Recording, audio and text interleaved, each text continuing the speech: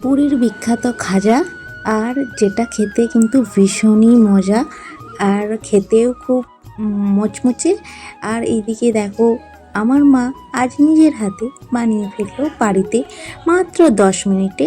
কোনো ব্যাপার না, তো চলো তোমরাও বানিয়ে ফেলতে পারবে এই রকম মুচমুচে খাজা, যেটা হচ্ছে রথযাত্রার স্পেশাল একটা জিনিস। তো যেটা হচ্ছে আমার মা নিজের হাতে আজ বাড়িতে বানালো। তো হ্যালো এভরিওয়ান, তো তোমরা সকলে কেমন আছো? আশা করি সকলেই ভালো আছো। তো এই ভিডিওটা একটু অন্যরকম। আর যে কাল রথ গেছে, তো কাল আমার মা বানিয়েছিল বাড়িতে খাজা। তো কিভাবে বানালো সেটাই তোমাদের এই ভিডিওটাই দেখতে পাবে। তার জন্য তোমাদের পুরো ভিডিওটা দেখতে হবে জানতে হলে। তো এইদিকে দেখো, বাড়িতে মানে সামান্য পরিমাণ ময়দা থাকলে তোমরাও বানিয়ে ফেলবে।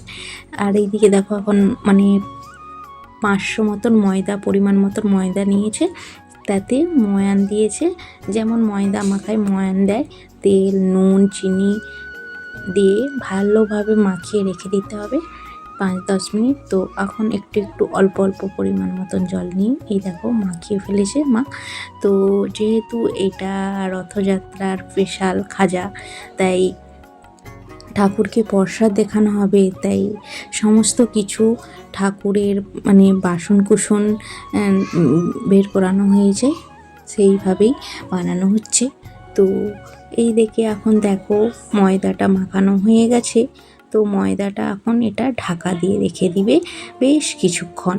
তারপরে এই দিকে এখন মানে রসের জন্য প্রস্তুতি চলছে, মানে কড়ায় গ্যাসটা জ্বালিয়ে নেওয়া হয়েছে। তারপরে এইদিকে এখন চিনি গুঁড়ন দিয়ে আর পরিমাণ মতন জল দিয়ে এটাকে এখন রসের জন্য ফোটানো হবে। তো এতে এখন মানে একটু গরম হয়ে গেলে এতে এখন এলাচ দিয়ে দিবে। এলাচ দেওয়ার পর কিছুক্ষণ এটাকে ফোটাতে হবে। ফোটানোর পর যখনই দেখবে জলটা একটু মানে চিটচিট আঠালো আঠালো ভাব চলে আসছে, তখনই এটাকে ঢেলে দিতে হবে।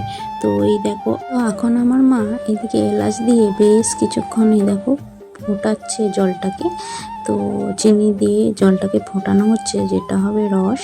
তো ফোটানোর পর এই যে আঠালো একটা চিটচিট করবে, সেই ভাবটা আসলে জলটার মধ্যে তারপরে তোমরা ঢেলে রেখে দিবে। তো এটা এখন ঢেলে চাপা দিয়ে রেখে দিতে হবে। তারপরে এদিকে গুলিগুলোকে বেলে নিতে হবে ভালো করে, ময়দার গুলিগুলোকে দিয়ে একে একে সমস্তগুলো বেলে নিয়ে তারপরেই খাজার শেপ করতে হবে। তো কিভাবে করলো তার জন্য তোমাদের তো দেখতেই হবে এই পুরো ভিডিওটা, তবেই তোমরা জানতে পারবে আর বাড়িতে তোমরাও বানিয়ে ফেলতে পারবে, কোনো ব্যাপার নয়। আর তো এটা আমার কাছেও একটা কঠিন ব্যাপার ছিল, যখন আমি বসে বসে দেখছি মা করছে, তো ভাবছি এটা কোনো ব্যাপারই নয়, সোজা। তো এইদিকে দেখো একের পর এক রুটিগুলো দেওয়ার পর এরকম রোলের মতন করে নিতে হবে। তারপরেই এরকম কেটে নেবে এক সাইড থেকে, আর এরকম খুন্তি দিয়ে তোমরাও কেটে নেবে, দেখবে এই দেখো খাজার মতন শেপ চলে আসবে। দিয়ে এগুলোকে হালকা করে একটু বেলে নিতে হবে, লম্বা লম্বা ভাব আসবে তবে।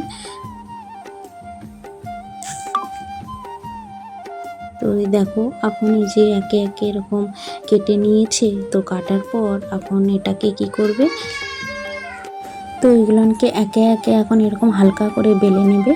তো বেলে নেওয়ার পর এই যে এখন রেখে দিবে, এটাই হচ্ছে খাজার শেপ হয়ে গেল। তো এগুলোকে এখন তেলে ভেজে নেবে।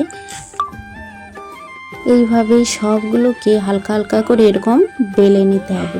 তো এখন দেখো এই যে সব কটা এরকম বেলে নিচ্ছে, এই দেখে এরকম দেখো দেখাই তোমাদের সামনে থেকে এরকম শেপ চলে আসবে খাজার মতো। তো এগুলোকে এখন তেলে ভাজতে হবে। তো এইদিকে আমার মাম্মাম দেখছে বসে বসে তার দিদুন কিভাবে খাজা বানাচ্ছে। তো আবার বেলে নিচ্ছে, বেলে নেওয়ার পর একটা রুটির ওপর আর একটা রুটি দিয়ে দিয়ে তেল বুলিয়ে, আর মানে ঘি বা তেল বুলিয়ে, যেটা তোমাদের বাড়িতে অ্যাভেলেবেল থাকবে সেটাই তোমরা ইউজ করতে পারো। তো যেহেতু আমাদের ঘি ছিল না, তেল ছিল, তাই জন্য তেল দিয়ে আর ময়দা ছড়িয়ে তারপরে একটার পর একটা দেওয়ার পর রুটিগুলো তারপরে হালকা বেলে তো এরকম রোল করে এরকম শেপ করে নিতে হবে। তো যেটা তোমাদের দেখালাম সেভাবেই করবে। তো আমরা এখন এখানে বসে পড়েছি আমি আর আমার মেয়ে, আর এইদিকে আমার মা বানাচ্ছে খাজা, আর এইদিকে এখন তেলে ছেড়ে দিচ্ছে, গরম তেলে ছেড়ে দিচ্ছে। এগুলোকে এখন বেশ কিছুক্ষণ ভাজা করে নিতে হবে, যতক্ষণ না এগুলো মুচমুচে ভাব আসে, লাল কালার ব্রাউন কালার না হয়। তো ভালোভাবে লাল করে এগুলোকে এখন ভেজে নিতে হবে। তো ভাজার পরেই তখন ওই যে ঢাকা দেওয়া রস রয়েছে, তো ওই গরম অবস্থায় রসে ডুবিয়ে তুলে নিতে হবে। তো এইভাবেই তোমরাও বানিয়ে ফেলবে বাড়িতে খাজা, মানে খুব সহজেভাবেই বানানো হয়। তো এইদিকে দেখো এগুলোকে এখন সবগুলোকে ভাজা করে নিচ্ছে একসাথে। তো একসাথে ভাজা করে নেওয়ার পর একসাথে ডুবিয়ে রসে ডোবানো হবে। তো এখন মায় দেখো এতগুলো ভাজা হয়ে গেছে। আর তোমাদের তো আমাদের জগন্নাথ দর্শন করানোই হয়নি, তো এটা হচ্ছে আমাদের জগন্নাথ। তো এটা হচ্ছে জানো তো দীঘায় যেই মন্দিরটা হয়েছে জগন্নাথের, সেই মন্দির থেকে আসা এই পথটা, যেটা হচ্ছে মা এখানে গোপালের সামনে আমাদের মন্দিরে রেখেছে। আর এই জগন্নাথকেই আমরা আজ খাজা প্রসাদটা দেখাবো। তো এই দিকে দেখো রসে ডুবিয়ে নিচ্ছে মা, আর বেশ কিছুগুলো আর আর এখনও বেশ কটা হচ্ছে ভাজা হচ্ছে, দেখতেই পাচ্ছ।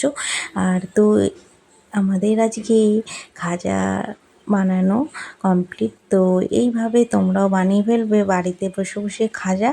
আর তো আমাদের এই ভিডিওটা তোমাদের কেমন লাগলো সেটা অবশ্যই আমাকে জানিও, আর সঙ্গে কে কে বানালে সেটাও অবশ্যই আমাকে জানিও। তো এইভাবেই তোমরাও বানিয়ে আমাকে নিশ্চয়ই কমেন্ট সেকশানে জানিও যে তোমাদের কেমন হয়েছে। তো চলো এই ভিডিওটা এই পর্যন্ত, ভালো লাগলে লাইক কমেন্ট শেয়ার করে ভালো থেকো, সুস্থ থেকো, আর সকলকে জানাই জয় জগন্নাথ, জয় জগন্নাথ, আর জয় জগন্নাথ। তো চলো টাটা, বাই বাই। অন্য একটা ভিডিওতে আবার তোমাদের সাথে অন্য কিছু শেয়ার করব।